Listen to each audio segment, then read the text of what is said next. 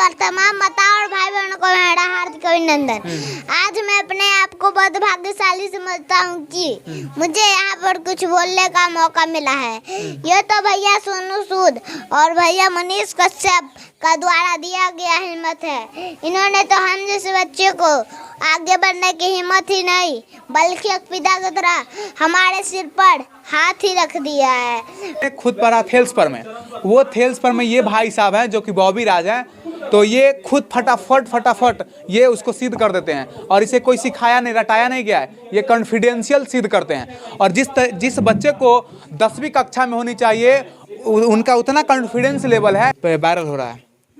तो इसके बारे में आप क्या जानते हैं, क्या बोलना चाहते हैं? वही बोलना चाहेंगे कि लहरों के डर से नौका कभी पार नहीं होती, कोशिश करने वालों की कभी हार नहीं होती। अच्छा, खान सर के बारे में आप क्या जानते हैं? खान सर से मिले हैं कभी? नहीं। सोनू सूद से मिले हैं?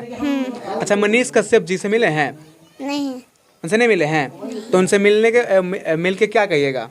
कि हमको वैज्ञानिक बनना है आगे चलकर। अच्छा, और वैज्ञानिक बनने में बहुत पैसा लगेगा और वो पैसे मेरे पास भी नहीं है। अच्छा, अब ये वैज्ञानिक बनने का क्या आपसे ख्याल आया? किसके बात सुनने से आपको कि ये वैज्ञानिक बनने का ख्याल आया? वीडियो में देखे थे कि सोनू इंजीनियर की चाहत लेकर गया था खान सर के पास, तो कि लक्ष्य सीमित नहीं रहती, तुम खान सर की तुम इंजीनियर क्यों बनना चाहते, क्यों बनना चाहते हो? इंजीनियर से बड़ा वैज्ञानिक क्यों करने में जाते, इसलिए। अच्छा, इसीलिए। तो अच्छा, ये बताइए, इसको सोनू सूद सर ने अपने गोद में उठा के ये बात कहते कि एक बिहारी 100 पे भारी नहीं, एक बिहारी 1000 पे भारी, यानी कि 1000 बच्चे इस तरीके से के साथ हैं। हाँ, नसीदाम के साथ लवकुश सट गए, इतना भावुक हो गए। तो हम भी हमको पिता के साथ सट गए, तो हम बहुत भावुक हो गए। जिससे पता चला है कि सीमा को पैर की वजह से पढ़ाई करने में परेशानी होती है, तो भैया ने उनकी पढ़ने की व्यवस्था के साथ साथ उनकी जिंदगी में बदल डाली। लहरों का डर से नौका कभी पार नहीं होती है, कोशिश करने वालों की कभी हार नहीं होती। अच्छा, ये बात। चतुर्भुज में एक भुजा के समांतर अन्य दो भुजाओं को प्रतिच्छेद करने के लिए यदि एक रेखा खींची जाए तो वो रेखाएं एक भिन्न भिन्न बिंदुओं पर प्रतिच्छेद करने के लिए एक रेखा खींची जाए तो वो दो भुजाएं एक ही अनुपात। अभी हम पटना से 22 किलोमीटर की दूरी पे एक मसौढ़ी क्षेत्र है, उसका एक पंचायत है चपोर। तो चपोर पंचायत है, गांव है, एरिया है। उसमें एक बॉबी नाम का जो लड़का है, वो सोनू सूद सर का कार्यक्रम यानी कि फेस ऑफ पाटलिपुत्रा का जो कार्यक्रम था, उसमें सोनू सूद सर के पास में ये बॉबी गए थे और इनका जो टैलेंट ने सोनू सूद अपने गोद में उठा के इनका टैलेंट सुना था और ये सोनू सूद सर के लिए कुछ अपने 2 लाइन कहे थे। बॉबी राज, जो कि बॉबी राज महज 8 साल के हैं और 3री कक्षा में पढ़ते हैं, और 3री कक्षा में पढ़ने के बावजूद वो 10वीं कक्षा के बच्चों तक के वो पढ़ा लेते हैं। ये इनके जो पिताजी है वो खुद टीचर हैं, ये भी टीचर है क्योंकि 10वीं क्लास के बच्चों तक पढ़ा लेता है। सही बात है सर? मतलब 10वीं क्लास तक बच्चे को पढ़ा लेता है। ठीक से चाणक्य जाते थे उसी बिहार के पटना के करीब 22 किलोमीटर दूरी से ये बॉबी राज का घर है।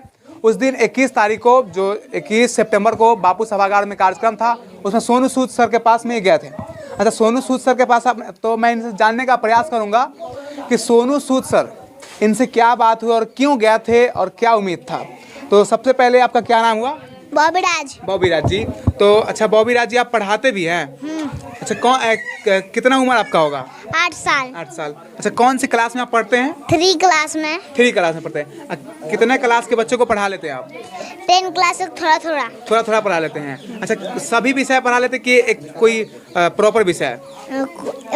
मैथ पढ़ाते हैं। अच्छा, उस दिन 21 तारीख को आप सोनू सूद सर के जो कार्यक्रम था फेस ऑफ पाटलिपुत्रा पटना में, तो वहाँ पे आप गए थे। तो वहाँ पे आपने स्टेज पे चढ़ा था, तो आपको सोनू सूद सर ने गोद में उठाया था, तो कैसा लग रहा था कि जैसे एक स्टार ने आपको, जो रियल हीरो है, उन्होंने आपको गोद में उठाया था?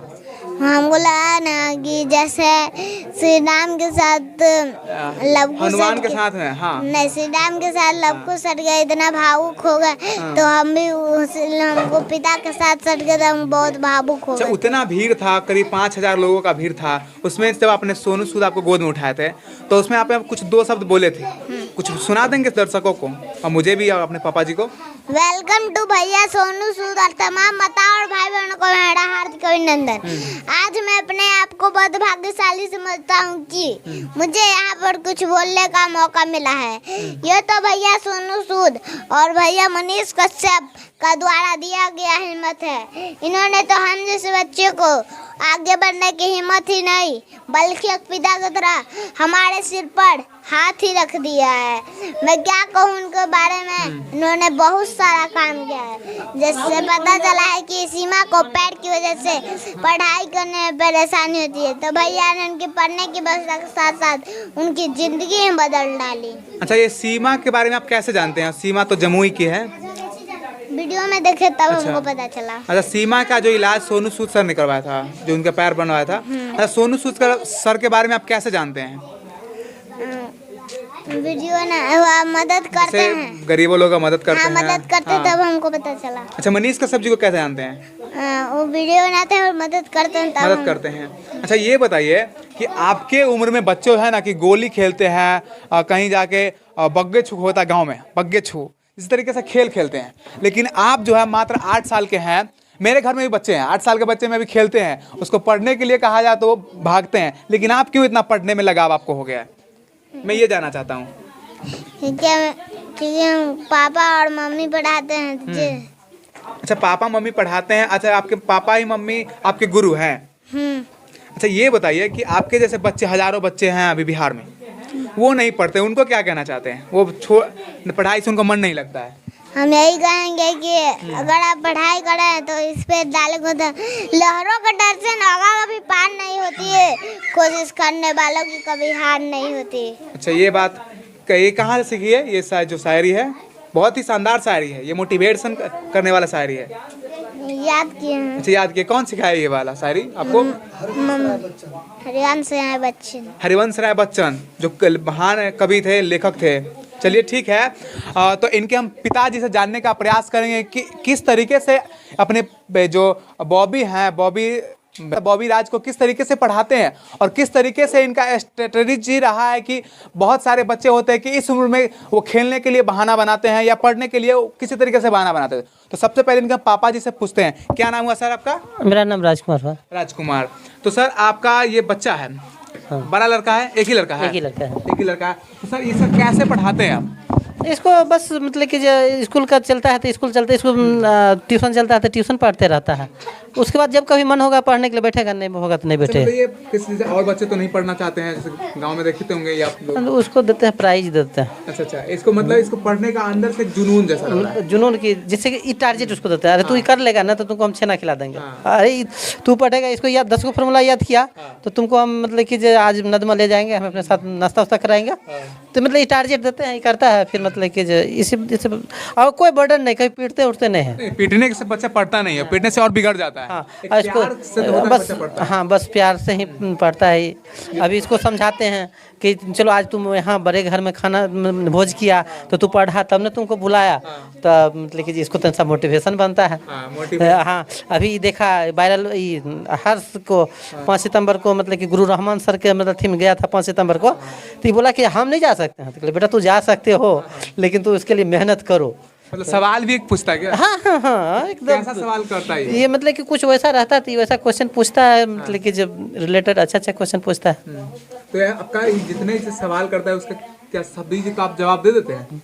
जो सवाल जवाब देते हैं याद रहता है, दे देते हैं, नहीं तो कहते हैं बाद में बताएंगे। और झूठ नहीं बोलते हैं। अगर झूठ बोल देंगे ना कि मतलब अगला दिन कहेगा कि फलना दिन आप ये बोले थे, आज ही कैसे हो गया? आप 2 दिन में 1 दिन गलत है, इसलिए इसके सामने हम झूठ नहीं बोलते। तो ये बताइए बॉबी राज जी, आप अपने पापा से क्या क्या सवाल करते हैं? बहुत पापा ने बताया, आपके पापा जी ने बताया कि आप सवाल बहुत करते हैं।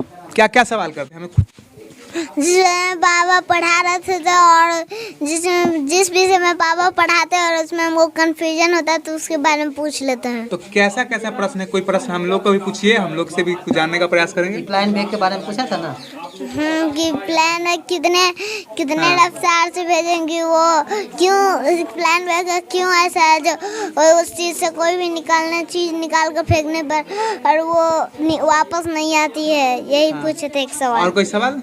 और कुछ और याद नहीं आ रहा। अच्छा मैथ से कोई और जैसा, अच्छा मैथ में आपका कौन सा जो चैप्टर है सब बहुत ही ज़्यादा हार्ड होता है? मैथ में हम सब लोग का जब पढ़े हैं तो सबसे ज़्यादा आपने कल देखे थे बोर्ड पे थेल्स पर में पढ़ा रहे थे, पढ़ाते हैं ना? हाँ। जबकि हम लोग का जब 9वीं या 10वीं में जाते हैं तो सबसे ज़्यादा जो ज्यामिति होती है वो सबसे ज़्यादा हार्ड लगता है, सिद्ध करने वाला। आप देख रहे थे फटाफट थेल्स पर में को सिद्ध कर रहे थे, देख रहे थे ना कल आपने? हाँ, जो संगत कोण और संगत क्या बता रहे थे ना आप, कल आपका वीडियो मैंने देखा था। तो अच्छा वो कैसे पढ़ाते हैं, वो थेल्स पर में कैसे आपने जाना, ये जानना चाहते हैं आपसे? मम्मी और मम्मी पढ़ाती है। अच्छा थेल्स पर में का कुछ परिभाषा दे सकते हैं क्या? थेल्स पर में हाँ थेल्स पर में जो मैथ का ज्यामिति का सबसे मेन टॉपिक होता है थेल्स पर में। आपने कल किसी त्रिभुज में एक भुजा के समान खींचेंगे, किसी त्रिभुज में एक भुजा के समांतर अन्य दो भुजाओं को प्रतिच्छेद करने के लिए यदि एक रेखा खींची जाए तो वो रेखा एक भिन्न भिन्न बिंदुओं पर प्रतिच्छेद करने के लिए एक रेखा खींची जाए तो वो रेखा वो दो भुजाएं एक ही अनुपात में विभाजित हो जाती है। तो इसे थेल्स पर में सिद्ध हो जाता है? नहीं, ये क्वेश्चन हुआ। मतलब ये तो आपने बताया तो इसका डिफिनेशन बताया ना। एक खुद पढ़ा थेल्स पर में, वो थेल्स पर में ये भाई साहब हैं जो कि बॉबी राज हैं, तो ये खुद फटाफट ये उसको सिद्ध कर देते हैं और इसे कोई सिखाया नहीं रटाया नहीं गया है, ये कॉन्फिडेंशियल सिद्ध करते हैं। और जिस बच्चे को 10वीं कक्षा में होनी चाहिए उनका उतना कॉन्फिडेंस लेवल है, वो अभी मात्र 8 साल के हैं और 3री कक्षा में पढ़ रहे हैं। और ऐसे बच्चों के लिए हमारे जो गरीबों का मसीहा सोनू सूद सर आगे आते हैं और इनको सोनू सूद सर ने अपने गोद में उठा के ये बात कहते कि एक बिहारी 100 पे भारी नहीं, एक बिहारी 1000 पे भारी, यानी कि 1000 बच्चे इस तरीके से